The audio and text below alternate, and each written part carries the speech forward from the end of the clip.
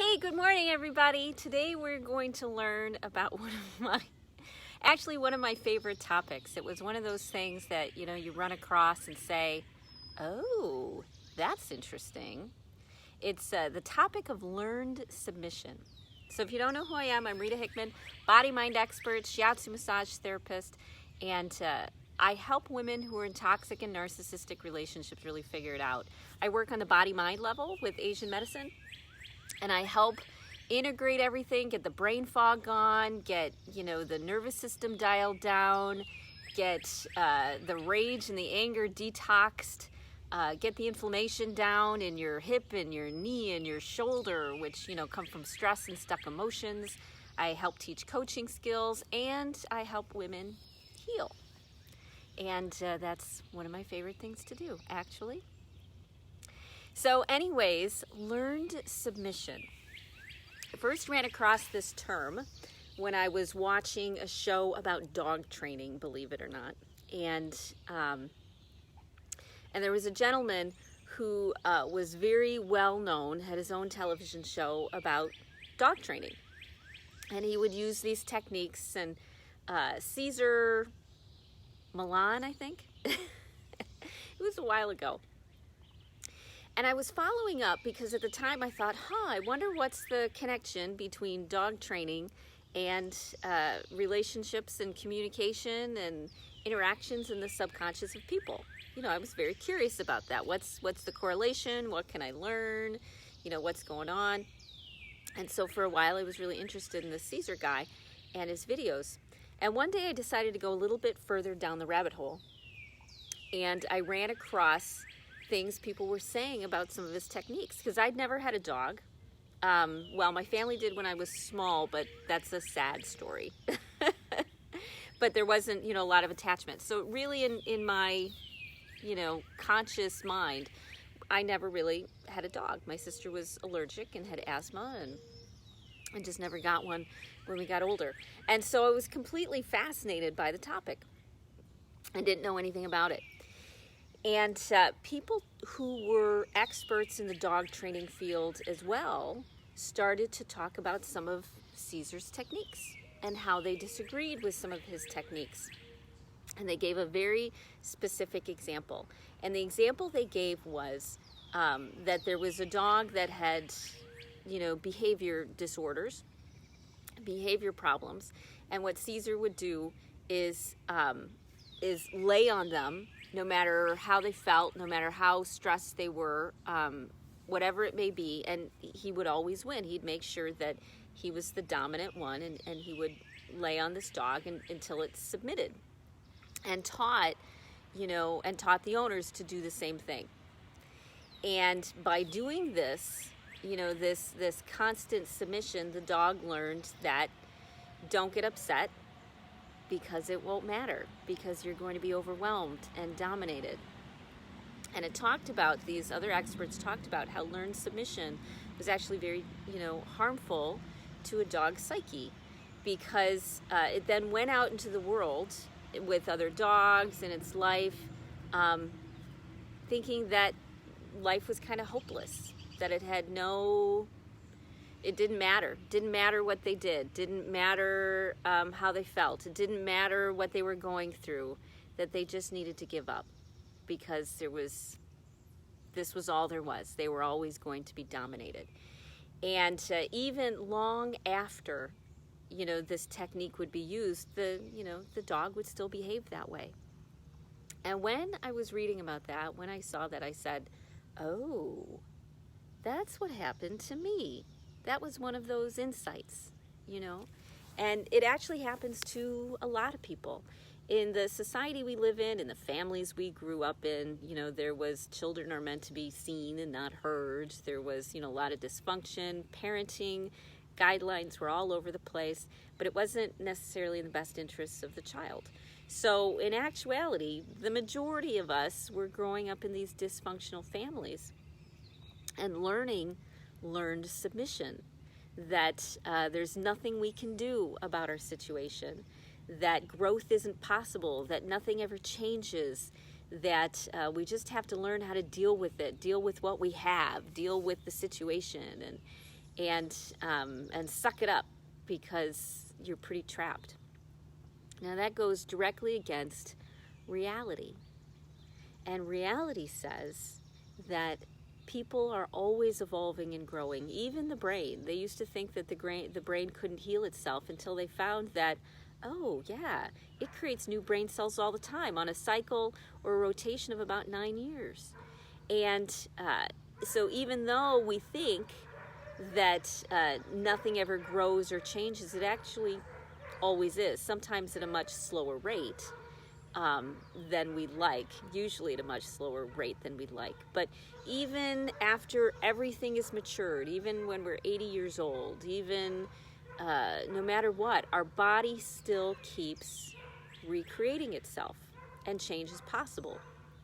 And then when we look around at our environment and we realize that, oh, there are solutions to a lot of things. You know, when women first find out about boundaries, that they can have boundaries, that they're allowed to have boundaries, that boundaries work, that they exist, you know, and they were just never taught about them or encouraged to use them, it can be a real game changer. It can be a real flip of the switch about self-respect and self-love. And so when I realized, oh, learned submission is when you're taught that you are helpless. It's a taught helplessness. And that's just not true. We aren't helpless. We're never helpless. Even as a child, when things were going on, we weren't helpless because we had the survival mechanism in us. The survival mechanism that took all of those thoughts and feelings, and maybe we disassociated, or maybe we took them and we buried them underground until we were in a better space to work with them, until we were in a better place and capable of moving through them. But we survived, you know, we moved forward because that's what the body does. It has this amazing ability to adapt and grow and evolve. And what keeps us stuck is the mindset that says nothing ever changes. And no one will ever change, especially me, and situations don't change, and relationships don't change, and that's what keeps us stuck. And it's very likely, you know, that your narcissist is not interested in changing, and they're trapped in their own thought of this is the way that I am, and you better just suck it up, buttercup, and deal with it if you want to be with me, you know, like this sort of ultimatum. And they don't believe that they can grow or evolve either. They don't believe that their life can get better. They don't believe that they can learn how to manage their emotions, or that managing their emotions will get them better relationships, or that they can heal old wounds that maybe control them, the PTSD that controls them, or the chemistry that controls them, that there are ways to manage this. And who you are now and where you are now doesn't have to be the same thing for forever. And when you start putting different things in place, it changes.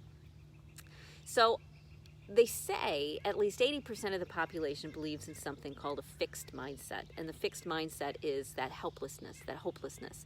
This is the way that it is. You know, people's personalities are set.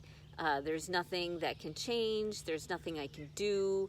And my only option is to, you know, endure until I self-destruct, or to leave it all, you know, and not trust anybody ever again, and not have relationships, and, you know, because nobody's trustworthy and nobody will listen to me, and it doesn't matter anyways. You know, all those automatic negative thoughts that we have. So when you break out of that fixed mindset idea, and when you start embracing the idea that things can change, you can learn how to change them, you have the capacity. And in fact, your body and your mind love to change. They love to grow and have new challenges and get new excitement, because that's life. Movement is life. That everything is actually encouraging you to move forward. And it's only our belief that says that we can't, that things don't change. So the fact that you're on this video this morning, watching me in my backyard talk about, you know, learned submission, and talking about narcissism, says that you are capable and want to grow. And that alone is the single biggest thing that will help you change what's going on in your life. You have to believe that change is possible. And you can't necessarily believe that other people are willing to change or that they'll believe the same thing, and that's what keeps them stuck. But you can look at somebody and say, you know what? I know change is possible for you. I know there's a higher version of you that's out there somewhere. And until you're ready to be that person, why don't you stay over there out of my life? Maybe for forever. Find somebody else, but to help you evolve. But it gives us a sense of peace, because you start to realize that it's not you, it's not personal, it's not anything that you did, and you can change the dynamic. And when you role model change and growth and evolution to people, whether through live streams every day, or to your family, or to your children, when you role model that you can go from that overwhelmed, stressed out, falling apart, chronic illness sort of place, and that you can heal your life, because you can, you absolutely can, and that you can heal your relationships, and that you can find good relationships and make good relationships, and that you can create success, whatever success looks like for you, that is possible. You know, Tony Robbins says that we overestimate what we can get done in a year, and we underestimate what we can get done in 10. So yes, it takes a while, and it takes a lot of support, and it feels like it's a lifelong process. And what tends to happen is you're moving along, doing your thing, and then one day you look back and you're saying, wow, this is kind of cool. How did I get here? You know, how many hundreds of thousands of women thought that they would be alone and never find a good relationship, and they were divorcing just to survive and thinking, how am I going to survive? I'm going to be on my own. I have to do all of this by myself. Nobody ever out there, will be able to help. How many women have divorced and then gone on and created great lives for themselves because it was possible? They took that risk.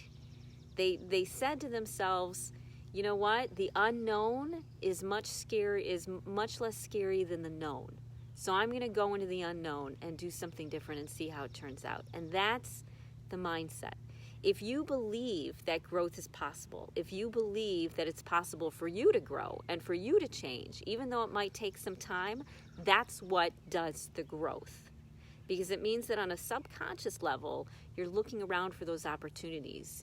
Your mind and body are automatically changing themselves and moving in the right direction. But the difference between you and someone who stays victimized for the rest of their lives is that you believe something can change. And even when you're 80 or 90 or 100, even then, things can change. I'm getting stories back from women that, it doesn't matter.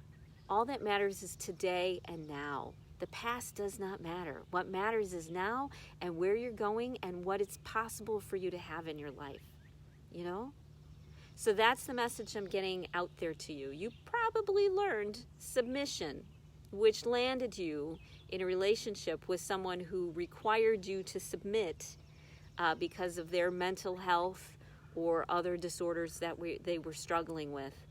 And when you learn you don't have to submit, when you learned that you can change and grow, that's when your life starts to change and it gets better and happier, and you start to find solutions and you start to make relationships with great people, because all of those exist too, not just the people with mental health dysfunction, even though that's all we see on Facebook, right?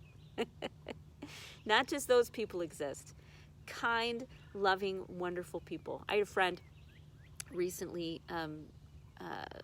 separated from her husband, and we were all out together doing something, and she said, all nice guys are gay. And my husband took some umbrage to that. He's like, I'm a really nice guy. I'm not gay. Because there are nice guys. There are good people. There are nice people. There are people who get it. You have to look for them, but they're out there. They exist, and they exist for you. You just have to start that journey, okay? So if you're interested in a little bit more support, you got a couple options. You can do one-on-one coaching with me. Send me a message or a text, and I'll send you an application, and we'll get the process started.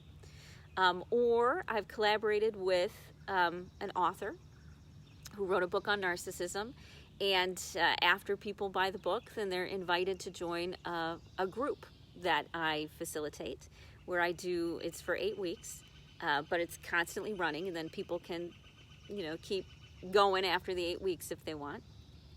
And it is, I do weekly live streams on it, and then a private Facebook group where we can do homework assignments together and support one another and share our stories, and it's perfectly safe and wonderful and supportive and collaborative. So if you're interested in the link to the book, I did it yesterday. I did the link yesterday. This whole streaming thing makes it a little tough to put those links in, but let me know, and I'll send you the link to start that process too. So if you want to join the group, I'll get you started.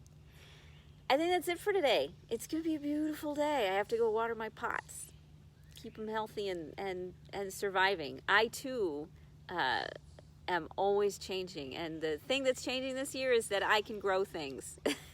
You just have to take care of them. So I'm going to go water my flowers, and I hope you have a great day, and I'm looking forward to seeing you tomorrow. Okay?